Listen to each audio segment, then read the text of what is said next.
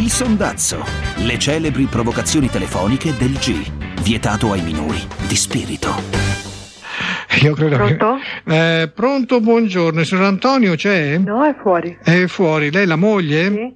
Oh, è un mediatore, vedo, vero? No, Non fa il mediatore? no.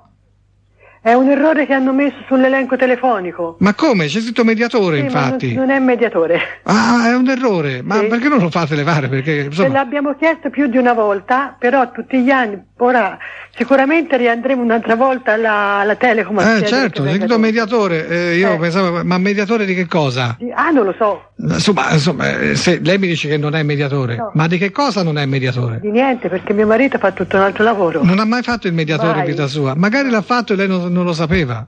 Penso proprio di no. Ma in realtà io ho avuto già a che fare con suo marito e so che faceva il mediatore. Non mi risulta. Cioè trovava donne agli uomini. Ah sì? Sì, questa è una mediazione come tante, no? Davvero? E io appunto volevo sapere se me ne trovava un paio per me. Glielo dirò sicuramente come torna a casa. E glielo dica perché insomma, Certo. qui se no, voglio dire, io gli do anche sempre la sua percentuale. Certo, mi sembra giusto. Senta, ma la paga molto? Io? Sì.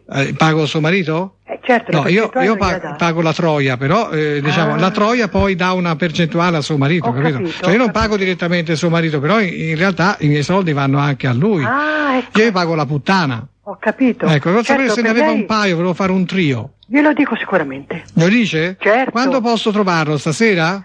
Senta, non lo so, con questo lavoro che ha probabilmente sarà a girare a cercare altre troie. Sì, per signora. persone molto fini come lei. No, io sono, no, non ce l'ho tanto fine, signora, ce l'ho abbastanza grosso per la verità.